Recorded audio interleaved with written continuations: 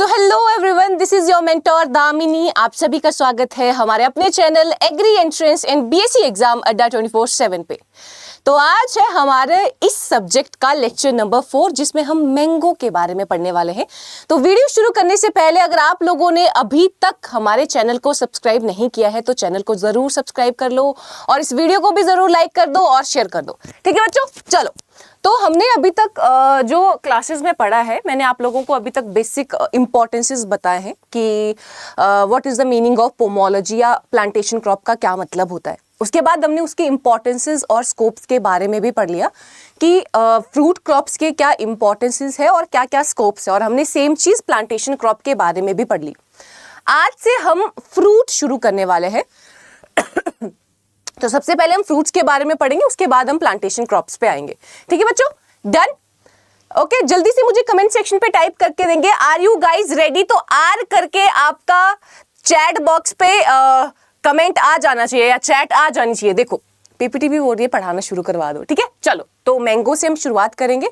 Basically इस course में आपको करना क्या है, ये कोर्स है आपका प्रोडक्शन टेक्नोलॉजी का, यानी कि अगर आपको आम लगाना है, आम की खेती करनी है या किसी भी और सब फ्रूट की खेती करनी है, तो आपको क्या क्या चीज़ें करनी पड़ेंगी, आपको कौन कौन से फैक्टर्स देखने पड़ेंगे। तो आपको एग्जाम में सीधे सीधे इस तरीके से क्वेश्चन पूछा जाता है कि राइट इन डिटेल और discuss in detail about the production technology of mango.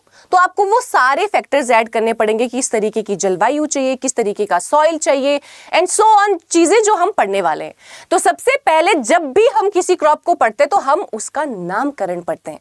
जैसे आपसे कोई मिलता है तो आपसे सबसे पहले आपकी फैमिली के बारे में नहीं पूछा जाता है, आपके नाम के बारे में जाता है, उसके बाद आपकी फैमिली के बारे में पूछा जाता है।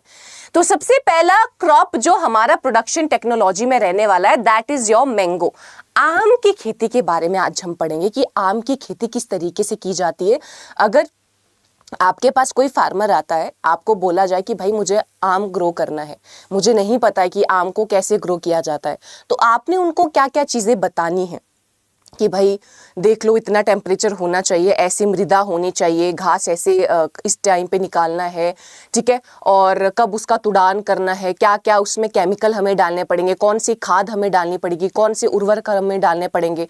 तो वो सारी चीज़ें आपको उनको बतानी पड़ेंगी। तो वन बाय वन हम सारी चीज़ें पढ़ेंगे। तो सबसे पहले बच्चे हम नाम के बारे में देखेंगे कि आम जो है, आम को किन किन अलग अलग नामों से जाना जाता है।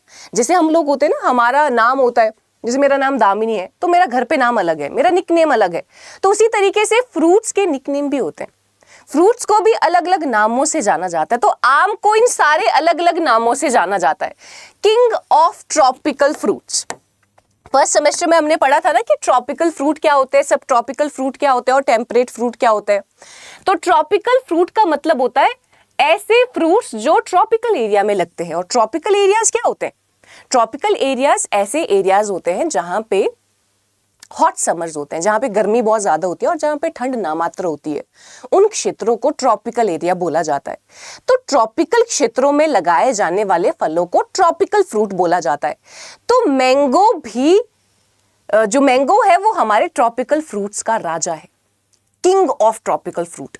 उष्णकटिबंधीय फलों का राजा कौन सा है, कौन सा फ्रूट है? मैंगो है। और ये तो हमें पता है कि नेशनल फ्रूट, हमारे भारत का राष्ट्रीय फल, वो भी मैंगो है। अब क्योंकि हमारे भारत का राष्ट्रीय फल मैंगो है तो ये प्राइड फ्रूट है, हमारा प्राइड फ्रूट है, तो गौरव का प्रतीक भी है ये फल हमारा। Last but not the least, symbol of love. अगर आपको किसी के लिए अपने प्रेम का प्रमाण देना है, प्रणाम तो ये वाला होता है, प्रमाण देना है अगर आपको अपने प्रेम का, लव का, कि दोस्ती में होता है यार ये दोस्त मेरा बहुत खास है, आप उसको मैंगो दे सकते हो, क्योंकि mango is the symbol of love. Mango जो है वो प्रेम का प्रतीक है। तो ये सारे अलग अलग निकनेम्स है मैंगो के।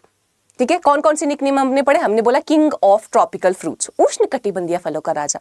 हमने बोला भारत का प्राइड फ्रूट, क्यों? क्योंकि ये नेशनल फ्रूट है, इसीलिए हमारे लिए गौरव की बात है, भी गौरव फल है ये हमारा। ठीक है, और इसी को ही प्रेम का प्रतीक भी बोला जाता है, सिंबल ऑफ लव भी इसी फ्रूट को बोला जाता है। ठीक है, ये तो हमने इसके निकनेम की बात कर ली कि भाई इसको किन किन प्यारे नामों से बुलाया जाता है। अब हम बात करेंगे इसका स्कूल का नाम क्या है, यानी कि हम इसकी बोटेनिकल डिस्क्रिप्शन की बात करेंगे। बोटेनिकल डिस्क्रिप्शन का मतलब होता है बच्चे कि उसका साइंटिफिक नेम क्या है, वो आया कहाँ से? जैसे आप लोगों से पूछा जाता है जब आप किसी नए स्कूल में जाते हो, नए कॉलेज में जाते हो कि आपका नाम क्या है, तो आप अपने घर का नाम थोड़ी ना बताते हो, चिंटू, मिंटू, ये सब नाम थोड़ी ना आप बताते हो। जो आपका स्कूल का नाम है कि जैसे मेरा दामिनी ठाकुर है तो मैं वो बोलूँगी, मैं अपने घर का नाम थोड़ी ना बोलूँगी। तो उसी तरीके से अगर हम मैंगो पढ़ रहे हैं तो बोटेनिकल डिस्क्रिप्शन में आएंगी सारी चीज़ें, ऑथेंटिक साइंटिफिक चीज़ें कि साइंटिफिक नेम क्या है। हमें निकनेम नहीं चाहिए। अब हमें ये नहीं जानना है कि इसको सिंबल ऑफ लव बोला जाता है, इसको किंग ऑफ ट्रॉपिकल फ्रूट बोला जाता है, इसको प्राइड फ्रूट ऑफ इंडिया बोला जाता है। अब हमें इसका साइंटिफिक नेम जानना है। तो साइंटिफिक नेम होता है बच्चे Mangifera indica. Mangifera indica, mango से मैंजीफेरा इंडिका। और फैमिली, अब आपका नाम पूछा जाता तो आपका बोला जाता ना फैमिली कहाँ पे रहती है, फैमिली में कौन कौन है। तो मैंगो की भी फैमिली है भाई। मैंगो की फैमिली है एनाकार्डिएसी। कौन सी फैमिली है बच्चे? एनाकार्डिएसी। क्रोमोसोम नंबर होता है 40। जैसे हमारी बॉडी में कोशिकाएं होती हैं, हर कोशिका में क्रोमोसोम पाया जाता है। हम बोलते हैं यार हमारी बॉडी में क्रोमोसोम नंबर होता है 46, हमें गुणसूत्रों की संख्या 46 पाई जाती है। तो उसी तरीके से मैंगो में गुणसूत्र की संख्या 40 पाई जाती है। ये भी इंपॉर्टेंट होता है, ठीक है। And next is origin. पूछा जाता है ना आप लोगों से बेसिकली आप लोग कहां से हो। आप अभी गुड़गांव में सेटल हो बट बेसिकली आप कहां के हो? तो मैं बोलूंगी बेसिकली मैं हिमाचल प्रदेश की हूँ। मेरा ओरिजिन कहाँ से हुआ है, मेरी उत्पत्ति कहाँ से हुई है, तो मैं बोलूंगी हिमाचल प्रदेश। तो उसी तरीके से मैंगो का बेसिकली ओरिजिन कहाँ से है। आजकल तो मैंगो हर जगह ग्रो हो रहा है बट उत्पत्ति उसकी कहाँ से हुई थी, उत्पत्ति स्थान उसका कौन सा था, वो हमें देखना है। तो उत्पत्ति स्थान था बच्चे उसके साउथ ईस्ट एशिया। तो ये भी याद रखना, प्रोडक्शन टेक्नोलॉजी में बोटेनिकल डिस्क्रिप्शन से ही हम शुरुआत करते हैं। तो ये आपको टेबल पता होना चाहिए, ये चीजें आपको पता होनी चाहिए। Next, fruit type. ये जो फ्रूट टाइप है एडिबल पोर्शन है और किस तरीके का ये फल है, ट्रॉपिकल, सब ट्रॉपिकल, टेम्परेट, ये हमने सारा चीजें फर्स्ट सेमेस्टर में पढ़ी हुई हैं क्लासिफिकेशन में। फ्रूट टाइप का मतलब होता है, जैसे आपने सुना होगा यार कुछ गुठलीदार फल होते हैं, कुछ में गुठली नहीं होती है, कुछ बड़े जूसी फल होते हैं। तो फलों को अलग अलग भागों में कैटेगराइज किया जाता है। तो उसमें से एक भाग होता है ड्रूप। ड्रूप का मतलब होता है गुठलीदार फल। ऐसा फल, ऐसा फ्रूट जिसमें स्टोन है, जिसमें गुठली प्रेजेंट है, तो उसको गुठलीदार फल, उसको ड्रूप फ्रूट बोला जाता है। तो फ्रूट टाइप कौन सा हुआ मैंगो का? फ्रूट टाइप है ड्रूप फ्रूट। फ्रूट टाइप क्या है बच्चे? ड्रूप फ्रूट है इसमें, ठीक है। और एडिबल पोर्शन की बात करें तो मीजोकार्प इसका एडिबल पोर्शन होगा। तो मीजोकार्प इसका एडिबल पोर्शन होगा, इसको देखेंगे ध्यान से। ये सारी चीजें आपकी फर्स्ट सेमेस्टर की हैं, बेसिक जो आपका हॉर्टिकल्चर का कोर्स होता है उसमें। इस तरीके से आम है ना। अब आम का बाहर ये मान लो छिलका है, जो डबल लेयर मैंने बनाई ये छिलका है, ओके। ये वाला पोर्शन हम आम का खा जाते हैं, है ना। और अंदर होती है आम के गुठली, स्टोन, ओके। तो फ्रूट की, किसी भी फ्रूट की, नॉट ओनली आम की बात कर रही हूं मैं, किसी भी फ्रूट में 3 लेयर्स पाई जा रही हैं, 3 भित्तियां उसमें पाई जाती हैं। पहली जो बाहर वाली लेयर होती है एपिकार्प। क्या होती है बच्चे? एपिकार्प। जो छिलका हम मैंगो का, कुछ लोग तो खा लेते हैं छिलका भी, जो छिलका हम निकालते हैं ना, उस छिलके को बोला जाता है एपिकार्प। क्या बोला जाता है? एपिकार्प। और जो पोर्शन हम आम का खाते हैं, बहुत ही मजे में खाते हैं कि पूरा मुंह पीला हो जाता है, हाथ पीले हो जाते हैं, ऐसे खाते हैं, तो उस पोर्शन को बोला जाता है मीजोकार्प।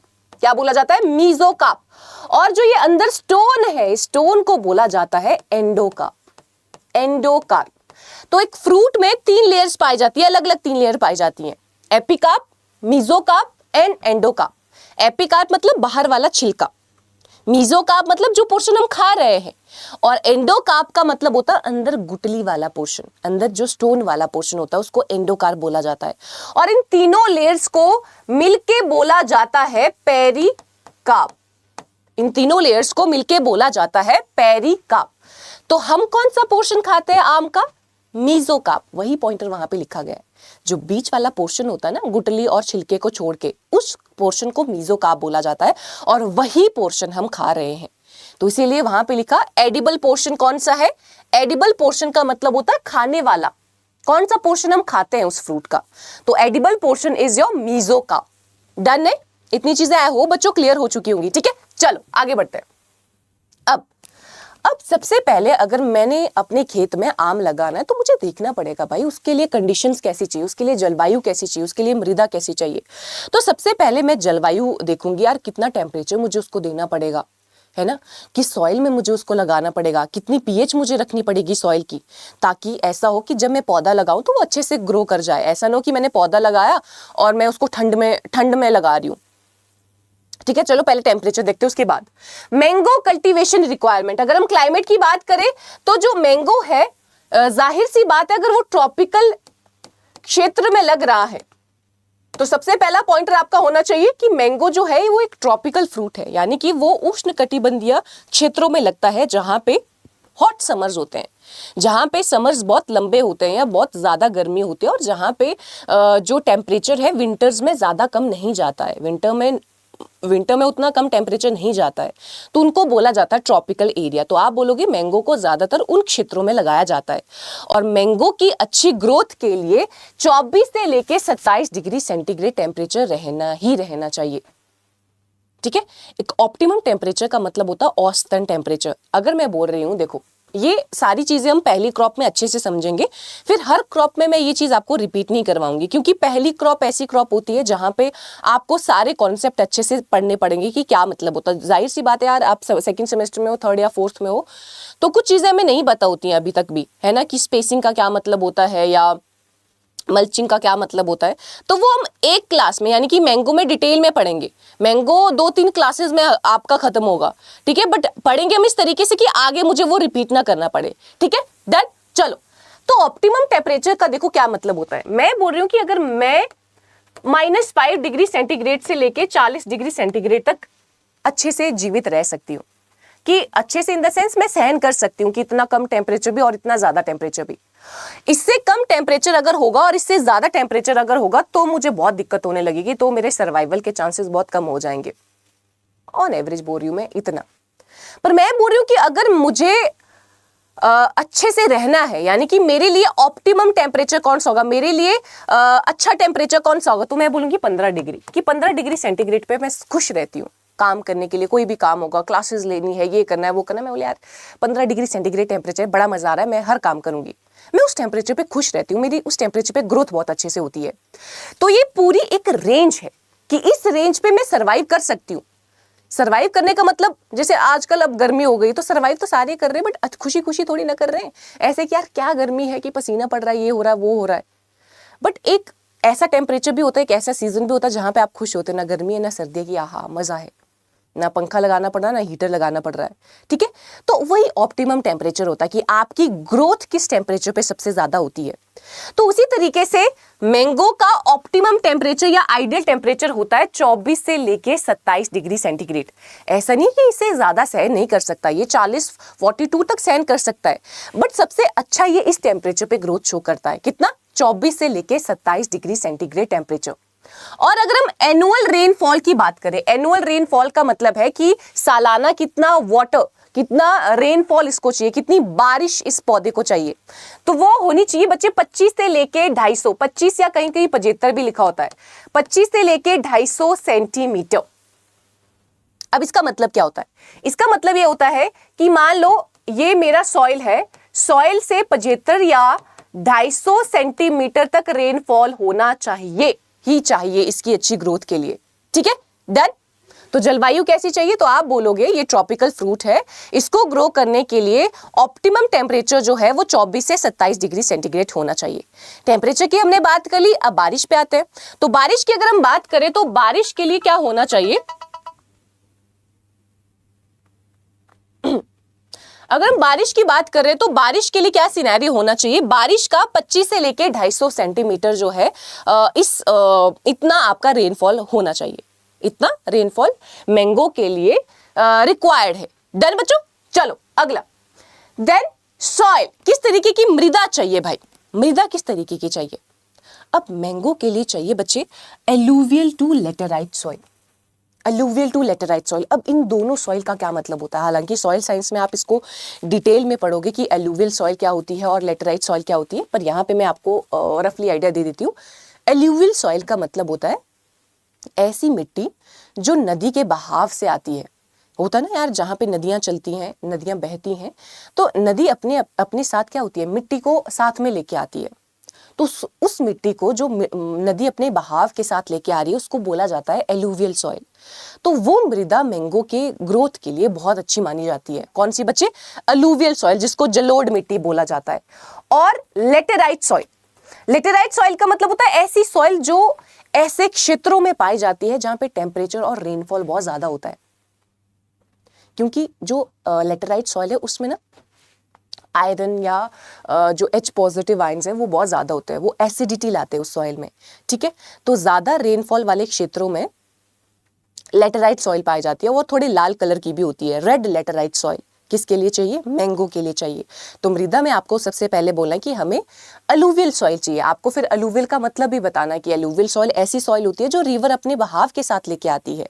दूसरा आप बोलोगे लेटेराइट सॉइल। लेटेराइट सॉइल ऐसी सॉइल होती है जो हाई टेम्परेचर और हाई रेनफॉल वाले क्षेत्रों में पाई जाती है। फिर अगर हम पीएच की बात करते हैं तो पीएच का ऑप्टिमम की पीएच कितनी होनी चाहिए? 5.5 से लेके 7.5। 5.5 से लेके 7.5 पीएच ऑप्टिमम मानी जाती है कि इस पीएच पे वो अच्छा ग्रो करता है।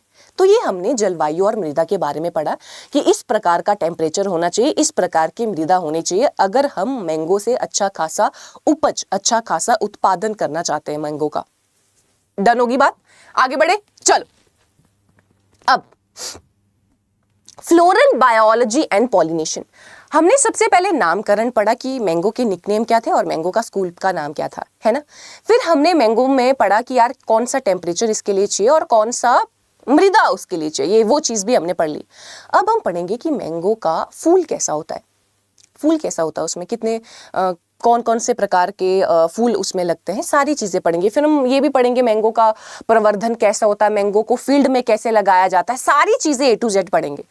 चलो, तो सबसे पहले फ्लोरल बायोलॉजी और पॉलिनेशन में समझते हैं इनफ्लोरेसेंस कैसी होती है। इनफ्लोरेसेंस का देखो क्या मतलब होता है, ये समझते हैं।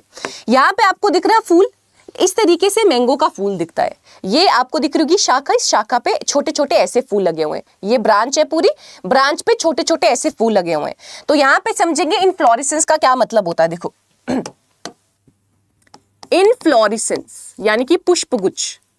स्पेलिंग देख लेना यार, स्पेलिंग में मुझे तंगी है थोड़ी। इनफ्लोरेसेंस, चलो। तो यूजुअली अगर मैं ऐसे बोल रही हूं कि यार एक फूल अगर मुझे कहीं दिख रहा है तो उसको क्या बोलते हैं हम? फूल ही बोलते हैं, फ्लावर बोलते हैं। पर आपको मैंने अभी दिखाया कि मैंगो में ऐसी शाखा थी, उस शाखा में छोटे छोटे ऐसे फूल लगे हुए थे।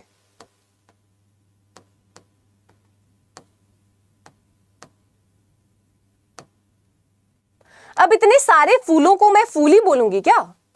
है, इतने सारे फूलों को मैं फूल ही बोलूंगी क्या? नहीं, इसको इनफ्लोरेसेंस बोला जाता है।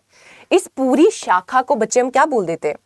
इस पूरी शाखा को हम इनफ्लोरेसेंस बोल देते हैं, इनफ्लोरेसेंस बोल देते हैं। तो इनफ्लोरेसेंस का क्या मतलब होता है? इनफ्लोरेसेंस का मतलब होता है arrangement of flower, arrangement of flower, फूलों का अरेंजमेंट। फूलों के अरेंजमेंट को इनफ्लोरेसेंस बोला जाता है। अगर एक फूल है तो उसको हम इनफ्लोरेसेंस नहीं बोलेंगे, उसमें एक ही फूल की बात हो रही है। जब बहुत सारे फूल हमारे पास एक शाखा पे है, एक ब्रांच पे है, तो उसको इनफ्लोरेसेंस बोला जाता है। क्या बोला जाता है? इनफ्लोरेसेंस बोला जाता है। तो इस फूलों के अरेंजमेंट को इनफ्लोरेसेंस बोला जाता है, ठीक है। अब हम ये देखेंगे कि यार मैंगो में फूलों के अरेंजमेंट, जिसको इनफ्लोरेसेंस यानी कि पुष्पगुच्छ बोला जाता है, वो कैसा होता है, क्या बोला जाता है उसको, ठीक है। डन, चलो। तो यहां पे जो मैंगो का पुष्प क्रम है उसको बोला जाता है पेनिकल। ये चीज याद रखनी है। इनफ्लोरेसेंस कौन सी होती है मैंगो में? पेनिकल होती है, ठीक है। ये याद रखना है। ये पूरा बायोलॉजी में आप लोग पढ़ते होंगे, जो भी बच्चा बायोलॉजी बैकग्राउंड का होगा। इनफ्लोरेसेंस क्या होती है, अलग अलग तरीके की इनफ्लोरेसेंस होती है, पेनिकल होता है, स्पैडिक्स होता है, अलग अलग तरीके की होती है। उसमें आपको डिटेल घुसने की कोई आवश्यकता नहीं है। आपको बस ये याद रखना है कि मैंगो में जो फूलों का अरेंजमेंट होता है उसको पेनिकल बोला जाता है। That's it. आपको क्या याद रखना है? मैंगो के अरेंजमेंट को पेनिकल बोला जाता है। अब वो फूलों का अरेंजमेंट कहाँ पे? क्या वो किनारे पे है, क्या वो साइड पे है, कि कहाँ पे है? तो दोनों जगह पे होता है। तो इसीलिए यहाँ पे लिखा गया है मेनली तो टर्मिनल है, बट कुछ टाइम एक्सिलरी भी होता है। देखो इसका क्या मतलब है। मैंने बोला अगर मान लो ये मैंगो का पौधा है और इस तरीके से यहाँ पे पेनिकल है। पेनिकल का मतलब मैंगो में जो फूलों का अरेंजमेंट है, जो इन्फ्लोरेसेंस है, उसको पेनिकल बोला जाता है। तो अगर ये पेनिकल किनारे पे है, अगर ये पेनिकल किनारे पे है तो उसको बोला जाएगा टर्मिनल। एंड पे, एकदम एंड पे, एकदम यहां पे है तो उसको बोला जाएगा टर्मिनल। और अगर ये पेनिकल इस तरीके से साइड पे है तो उसको बोला जाता है एक्सिलरी। दो शब्द आपको बार बार देखने को मिलेंगे, एक होता है टर्मिनल और दूसरा होता है एक्सिलरी। ये एक बार पढ़ लो अच्छे से, उसके बाद आपको बार बार याद करना नहीं पड़ेगा या बार बार आपको इसमें कंफ्यूजन नहीं होगा। टर्मिनल शब्द जब भी आता है उसका मतलब होता है एंड, किनारा, ये कि टर्मिनल पे है, किनारे पे है। और एक्सिलरी का मतलब होता है साइड पे, इस तरीके से यहां पे साइड पे, ये एक्सिलरी और ये टर्मिनल। तो हमने बोला कि जो मैंगो में पेनिकल है, मैंगो में जो फूलों का अरेंजमेंट है वो टर्मिनल होता है, ज्यादातर वो किनारे पे ही पाया जाता है।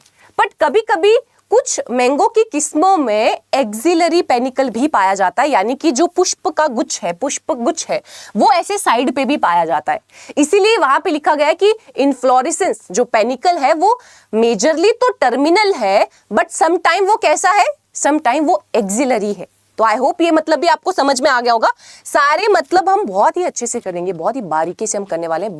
बेसिकली बीएससी सेकंड सेमेस्टर का ये कोर्स है या थर्ड का है, मतलब मिक्स है, बच्चों को सेकंड में भी है, थर्ड में भी है। तो सारे कॉन्सेप्ट को हम अच्छे से पढ़ते हुए चलेंगे, कोई भी पॉइंटर हमें नहीं छोड़ना है ताकि आगे चल के आपको कोई दिक्कत ना आए। तो इस चीज के लिए आपको भी ये मेक श्योर करना पड़ेगा, डेली बेसिस पे क्लासेस लगाओ बच्चे, है ना। चलो ओके, अब देखो, हमने बोला यार इस तरीके से मैंगो में पेनिकल पाया जाता है, इस तरीके से मैंगो में पुष्पगुच्छ पाया जाता है। अब सोचने वाली ये बात भी आती है कि भाई यार ये जो पेनिकल हमने लगाया है, हमने लगाया जो मैंगो में ये पुष्पगुच्छ है, तो इसमें कैसे फूल पाए जाते हैं? क्या इसमें मेल फूल ही होंगे, क्या फीमेल ही होंगे, कि क्या होंगे? तो मैंगो में दो प्रकार के फूल इस पुष्पगुच्छ में पाए जाते हैं। कुछ फूल मेल फूल होंगे, यानी कि उनमें सिर्फ मेल रिप्रोडक्टिव पार्ट ही पाया जाएगा, और कुछ पुष्प ऐसे होंगे जो बायसेक्सुअल होंगे। बायसेक्सुअल का मतलब है उन फूलों में फीमेल रिप्रोडक्टिव पार्ट भी होगा और मेल रिप्रोडक्टिव पार्ट भी होगा। तो मैंगो की जो पेनिकल है उसमें दो प्रकार के फूल पाए जाते हैं, मेल फ्लावर और हर्मेफ्रोडाइट फ्लावर। मेल फ्लावर मतलब ऐसे फूल जिसमें सिर्फ मेल रिप्रोडक्टिव पार्ट है, और बायसेक्सुअल का मतलब होता है ऐसे फूल जिनमें दोनों प्रकार के फूल हैं, उसमें मेल भी है, उसमें फीमेल भी है। तो इसी को क्या बोला जाता है? बायसेक्सुअल या इसको हर्मेफ्रोडाइट बोला जाता है। हर्मेफ्रोडाइट फ्लावर बोला जाता है, उभयलिंगी पुष्प जिसको हिंदी में बोला जाता है। तो मैंगो के पेनिकल में नर पुष्प भी पाए जाते हैं और उभयलिंगी पुष्प भी पाए जाते हैं। तो ये चीजें आपको ध्यान में रखनी है बच्चों, ठीक है, डन। चलो आगे बढ़ते हैं। तो इसीलिए यहाँ पे लिखा गया है both hermaphrodite and male flower occur in the same inflorescence. एक ही पेनिकल में दो प्रकार के फूल पाए जाते हैं, उसमें से कौन कौन से फूल पाए जाते हैं? मेल फ्लावर और बाइसेक्सुअल फ्लावर, दोनों प्रकार के फूल पाए जाते हैं। चलो अब नंबर की बात कर लेते हैं कि भाई जो पेनिकल है, तो सबसे पहले हमने बोला कि इन्फ्लोरेसेंस को पेनिकल बोला। पेनिकल टर्मिनल भी हो सकती है, पेनिकल एक्सिलरी भी हो सकती है, और उस पेनिकल में दो प्रकार के फूल पाए जाते हैं, उसमें नर पुष्प भी पाए जाते हैं और उसमें उभयलिंगी पुष्प भी पाए जाते हैं। अब कुछ बच्चों के दिमाग में आ रहा होगा मैम कितने फूल लगते होंगे अप्रोक्स? जो पेनिकल आपने बोला, जो गुच्छा आपने बोला फूलों का लग रहा है मैंगो में, उसमें कितने फूल पाए जाते हैं? उसमें 1000 से लेके 6000 फूल पाए जाते हैं। एक ही पेनिकल में 1000 से लेके 6000 फूल पाए जाते हैं। तो यहाँ पे भी वही चीज मेंशन की गई है, 1000 से लेके 6000 फूल पर पेनिकल पाए जाते हैं, और वो वैरायटी टू वैरायटी वेरी करता है, किस्म टू किस्म वेरी करता है। कि मान लो अल्फोंसो है, उसमें ऐसा होगा, अमरापाली में अलग सिनेरियो होगा, लंगड़ा में अलग सिनेरियो होगा, दशहरी में अलग सिनेरियो होगा। वो वैरायटी टू वैरायटी वेरी करता है। अब बहुत सारे बच्चों का दिमाग ये भी चल रहा होगा कि मैम ऐसा होता है ना कि यार जो फूल है, फूल से ही आगे चल के फ्रूट बनता है, फूल से ही आगे चल के मैंगो बनेगा। अब अगर आप बोल रहे हो कि यार 1000 से लेके 6000 फूल बन रहे हैं, तो मतलब फ्रूट भी तो इतने बनने चाहिए। पर हमारे पौधे में तो, हमारे घर पे में तो मैंगो का खेत है, उसमें तो एक ही गुच्छे से इतने फूल नहीं मिलते। नहीं, एक जो पेनिकल है उसमें 1000 से लेके 6000 फूल जरूर है, बट उसमें हर फूल फ्रूट नहीं बनाता है, बहुत सारे फूल झड़ जाते हैं फ्रूट बनाने से पहले। ठीक है, तो यहाँ पे परसेंटेज भी लिखा है, अबाउट 99% हर्माफ्रोडाइट फ्लावर ड्रॉप कर जाते हैं बिफोर, सिर्फ 1% से फ्रूट बन रहा है। अब देखो, अब मैंने बोला कि पुष्प क्रम में मेल फ्लावर और हर्माफ्रोडाइट फ्लावर है। अब आप लोग मुझे चैट बॉक्स पे बताओगे कि क्या मेल फ्लावर से फ्रूट बनेगा? नहीं बनेगा। क्या मेल प्रेग्नेंट हो सकते? नहीं हो सकते ह्यूमंस के केस में। तो उसी तरीके से मेल कैसे फ्रूट बना देगा? फ्रूट सिर्फ बच्चे फीमेल और हर्माफ्रोडाइट फ्लावर ही बनाते हैं। तो फीमेल फ्लावर तो है नहीं, मेल बनाएगा नहीं और हर्माफ्रोडाइट बनाएगा। तो हमने बोला उस पेनिकल में जितने हर्माफ्रोडाइट फ्लावर थे उसमें से 99% ड्रॉप हो जाते हैं, यानी कि सिर्फ 1% हर्माफ्रोडाइट फ्लावर फ्रूट बना रहे हैं, बाकी सारे झड़ जा रहे हैं। और मेल का तो काम ही नहीं है फ्रूट बनाने का, मेल झड़े चाहे रहे कोई फायदा नहीं, कोई फर्क नहीं पड़ता हमें। ठीक है, तो मैंगो के केस में ये जो फ्लोरल बायोलॉजी है, जो पॉलिनेशन वाला पार्ट है, that is very very very important बच्चे। तो हमने बोला सबसे पहले कि जो पुष्प क्रम है उसको बोला जाता है पेनिकल। पेनिकल साइड में भी लग सकता है, पेनिकल टॉप पे भी लग सकता है। उसके बाद मैंने आपको बताया उस पेनिकल में 2 प्रकार के फूल पाए जाते हैं। तो सबसे पहला फूल मैंने बोला मेल फ्लावर और दूसरा मैंने बोला हर्माफ्रोडाइट फ्लावर। फिर मैंने आप लोगों को ये बताया कि जो आपका पुष्पगुच्छ है, पुष्पक्रम है, जो इन्फ्लोरेसेंस है, उसमें अप्रॉक्स 1000 से लेके 6000 फूल पाए जाते हैं। और उन फूलों में सिर्फ 1% फूल ऐसे होते हैं जो आगे चल के फ्रूट बनाता है। तो ये बहुत ही इंपॉर्टेंट पॉइंटर है, ये बहुत ही इंपॉर्टेंट पॉइंटर्स हैं कि पेनिकल क्या होता है, पेनिकल में कितने फूल लगते हैं और उन फूलों से कितने फ्रूट बनते हैं। और मेल तो फ्रूट देंगे नहीं, देंगे कौन फ्रूट? हर्माफ्रोडाइट। तो कितने प्रतिशत हर्माफ्रोडाइट फ्लावर झड़ जाते हैं, कितना फ्रूट देते हैं, तो वही सारी सिनेरियो आपको पता होने चाहिए। और पेपर में जब आए डिटेल में प्रोडक्शन टेक्नोलॉजी लिखने को, सारी बातें डिटेल में लिखनी है, तभी पूरे नंबर मिलेंगे बेटा, है ना। चलो आगे बढ़ते हैं। ओके, तो ये करते हैं आज के लिए आखिरी। ठीक है, प्लांटिंग मटेरियल। सेमेस्टर 1 में आपको प्रोपेगेशन था वो डिटेल में था। अभी भी जिन बच्चों को प्रोपेगेशन टॉपिक में डिफिकल्टी आती है तो बच्चों यूट्यूब पे आपको पूरी प्लेलिस्ट मिल जाएगी फंडामेंटल ऑफ हॉर्टिकल्चर की, अगर प्रोपेगेशन टॉपिक आपका क्लियर नहीं है तो। अब मैंने बोला कि यार मैंने फूलों का कार्यक्रम देख लिया, ठीक है, ओके, चलो पॉलिनेशन भी उसमें था, पॉलिनेशन यहाँ पे स्किप हो गया। पॉलिनेशन जो होता है मैंगो में बच्चे, वो हाउस फ्लाई करता है। ये आपको फिलिंग द ब्लैंक में आ जाता है। हाउस फ्लाई मैंगो में पॉलिनेशन करता है। हाउस फ्लाई मतलब मक्खी, मधुमक्खी की बात नहीं हो रही है, हनी बी की बात नहीं हो रही है, हाउस फ्लाई की बात हो रही है। तो हाउस फ्लाई जो है वो क्या बोलते हैं, मैंगो में पॉलिनेशन करवाता है। ये याद रखना आप लोगों को, ठीक है, डन। चलो अब प्रवर्धन की बात कर लेते हैं। यार मुझे मैंगो अब खेत में लगाना है तो मुझे क्या करना पड़ेगा, मुझे किस तरीके से उसका प्रवर्धन करना है, तो ये मुझे जानना है, ठीक है, ये चीज मुझे जाननी है। तो सबसे पहले मैंगो को दोनों प्रकार से प्रोपेगेट किया जा सकता है, बीजों के द्वारा भी और बीजों के अलावा भी। बीजों के द्वारा अगर हम मैंगो का प्रवर्धन कर रहे हैं तो हम बोलेंगे उसको सीडलिंग, ठीक है। सेक्सुअल मेथड से हम प्रोपेगेट करें, बीज लिया, बीज को मैंने लगाया और उससे पौधा बन गया, एक तो ये मेथड है। दूसरा मेथड होता है वेजिटेटिव मेथड, जब हम बीज का यूज ना करके किसी दूसरे पोर्शन का यूज करते हैं तो उसको बोला जाता है वेजिटेटिव मेथड।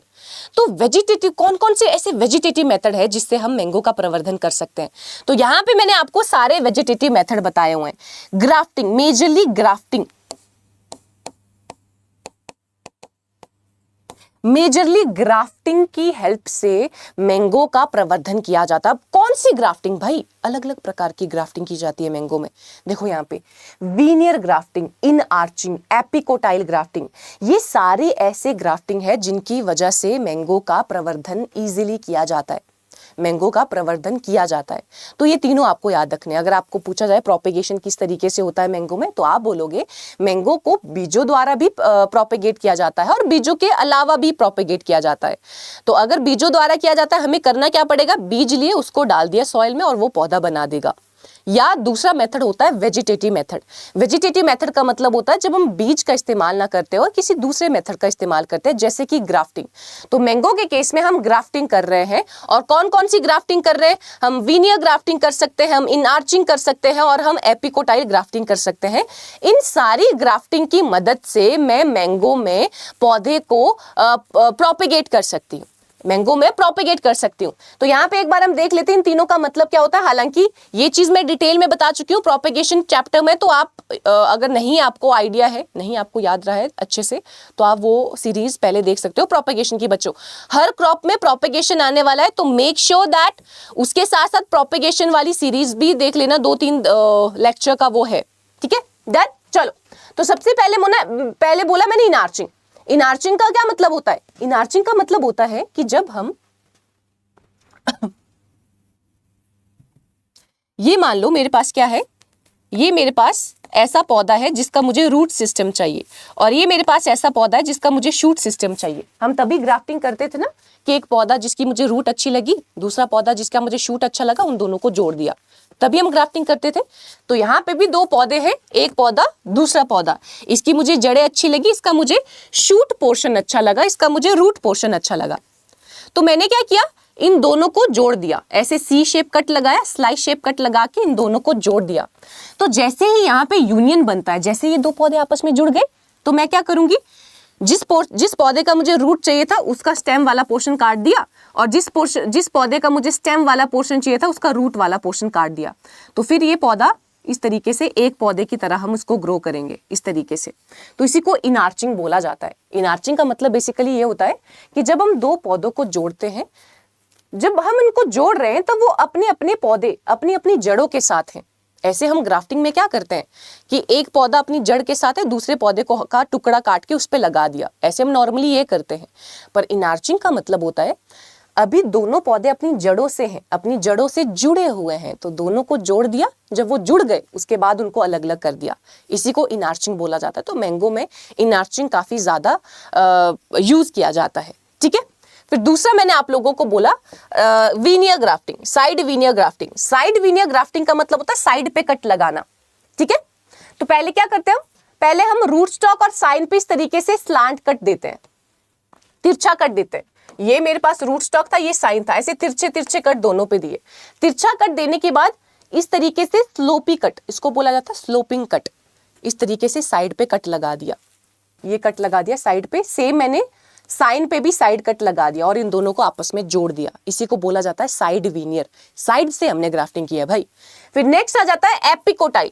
एपिकोटाइल ग्राफ्टिंग का मतलब होता है कि जब मैं रूट स्टॉक पे वर्टिकल कट लगा रही हूं, इस तरीके से सीधा कट लगा रही हूं, और साइन पे इस तरीके से वी शेप कट लगा रही हूं, इसी को बोला जाता है एपिकोटाइल।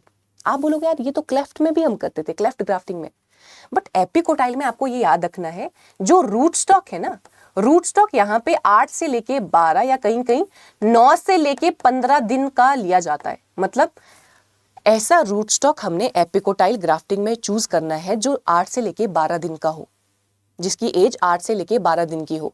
और यहाँ पे साइन जो है वो 2-3 महीने का लिया जाता है, बट रूट स्टॉक 8 से लेके 12 या 9 से लेके 15 दिन का लिया जाता है। तो यहाँ पे याद रखने वाला पॉइंटर ये है, ठीक है। मैंने जल्दी जल्दी या नॉर्मल इसलिए बताया क्योंकि बच्चे ये हम सारी चीजें फंडामेंटल ऑफ हॉर्टिकल्चर में कर चुके हैं, ठीक है। Done, okay.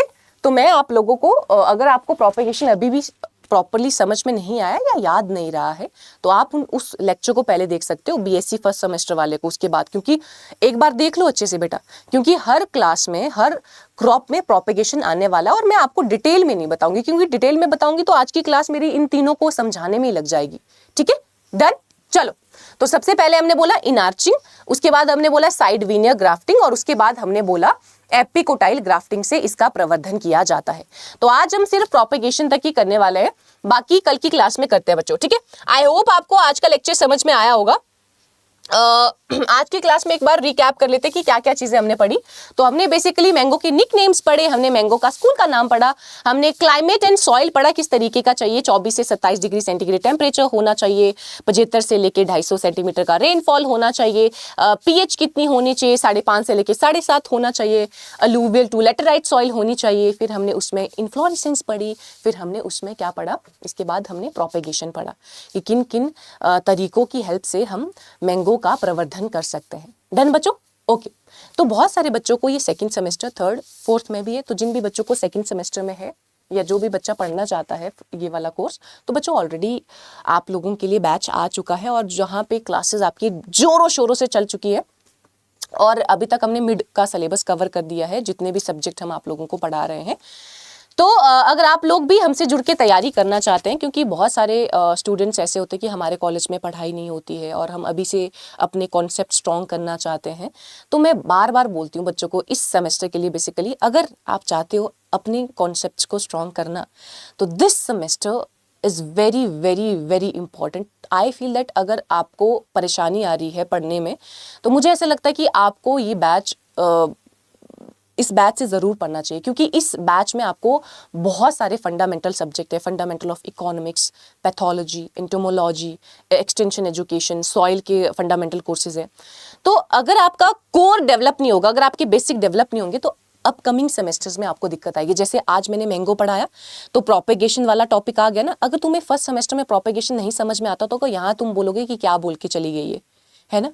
तो वो आपको पढ़ना पड़ेगा बेटा, वो मैं हर क्लास में रिपीट नहीं कर सकती, वो जाहिर सी बात है। अब हर सेमेस्टर में सिलेबस बहुत ज़्यादा है, तो अगर पिछले सेमेस्टर का ही रिपीट करने लगी मैं तो आगे वाला नहीं हो पाएगा काम फिर। ठीक है, मेक श्योर करें, रिवाइज करें और अच्छे से। अगर आपको वेल स्ट्रक्चर्ड वे में क्लासेस चाहिए तो वो आपको मिल रही हैं इस बैच में, जहाँ पे आपको डिटेल नोट्स मिल रहे हैं। नोट्स के लिए आपको तंग होने की कोई आवश्यकता नहीं है, प्रॉपर नोट्स मिल रहे हैं, प्रॉपर गाइडेंस मिल रही है, किस तरीके से पेपर में क्वेश्चंस पूछे जाते हैं, तो वो सारी चीज़ें आपको इस बैच में मिल रही हैं। अगर आप इस बैच को लेना चाहते हो बच्चे, तो आपको इस कूपन कोड को लगाना है Y1020। Y1020 लगाने पर आपको मैक्सिमम डिस्काउंट मिल जाएगा और मेरे अंडर मेंटोरशिप मिल जाएगी। और अभी आप लोगों को ये बैच मैक्सिमम डिस्काउंट में मिल रहा है, 82% डिस्काउंट में मिल रहा है। तो मेक श्योर करें, 81% डिस्काउंट में ऐप, मतलब 82% ऐप के थ्रू मिलेगा। अगर आप सीधा गूगल पे जाके बैच परचेज करते तो आपको 81% डिस्काउंट में मिल रहा है। तो मैं बता देती हूँ किस तरीके से आपको एनरोल करना है। देखो, आपको क्या करना है, गूगल पे जाना है, ठीक है, अड्डा 24/7 सर्च करना है, इस तरीके की वेबसाइट दिखेगी बेटा, यहाँ पे जाना है। ऑल कोर्सेज के बाद आपको गवर्नमेंट जॉब एग्जाम के बाद एग्रीकल्चर वाले सेक्शन पे जाना है। गए, यहाँ दिखा बीएससी एग्रीकल्चर सेमेस्टर, यहाँ पे गए। अब देखो, फर्स्ट सेमेस्टर, सेकंड और ये तो महापैक है, ये सेकंड सेमेस्टर में गए। ठीक है, सेकेंड सेमेस्टर का इस बैच की आपको 6 महीने की वैलिडिटी मिलने वाली है। 6 मंथ तक आप लोग इस बैच से पढ़ सकते हो। और हम 3 फैकल्टी मेजरली आप लोगों को पढ़ाने वाले, अमन सर, दामिनी यानी कि मैं और परीक्षित सर पढ़ाएंगे। और कौन कौन से सब्जेक्ट आप लोगों के कवर किए जा रहे हैं, तो यहाँ पे देखो ये सारे सब्जेक्ट देख लो बच्चे, कौन कौन से आपके सेमेस्टर में, क्योंकि हर बच्चे को अलग अलग सब्जेक्ट्स है। तो ये अलग अलग 14 सब्जेक्ट्स जो हैं वो आपके इस बैच में कवर किए जा रहे हैं। और मोस्टली जो हमारे सब्जेक्ट है, मिड का सिलेबस उनका खत्म भी हो चुका है। ठीक है, तो आप लोग देख लेना कि कौन कौन से आपको हैं। तो अगर आप लोगों को भी ये सारे सब्जेक्ट आपके सेमेस्टर में, तो आप लोग इस बैच को ले सकते हो। तो आपको करना क्या है, उसके बाद मोर ऑफर पे जाके कूपन कोड लगा देना है, जो मैंने बोला Y1020। जैसे आप इस कूपन कोड को लगाते हो तो देखो यहाँ पे आपको थोड़े कम पे डिस्काउंट, थोड़े कम पे यहाँ पे बैच आपको शो हो रहा है। तो Y1020 कूपन कोड आप जब भी लगाते हो तो आपको मैक्सिमम डिस्काउंट शो हो जाएगा। डन है बच्चों? ठीक है, तो मिलते हैं अगले सेशन में, जहां पे हम मैंगो पार्ट 2 करेंगे। और बहुत इंटरेस्टिंग है मैंगो, आगे आगे और भी क्रॉप्स करेंगे हम, बहुत इंटरेस्टिंग है। और इंटरेस्ट लेके पढ़ना भी पड़ेगा, क्योंकि पढ़ना तो है और इम्पॉर्टेंट है ये सब्जेक्ट, अभी के लिए तो है ही है, बाकी आगे के लिए भी है। और पीडीएफ के लिए बच्चों आपको नीचे डिस्क्रिप्शन में मेरा टेलीग्राम लिंक मिल रहा होगा, ज्वाइन दामिनी मैम चैनल, उस पे जाइए, उसको ज्वाइन कीजिए, वहाँ पे आपको पीडीएफ मिल जाएगा। डन है? और जाते जाते चैनल को सब्सक्राइब करना है। Bye bye and take care.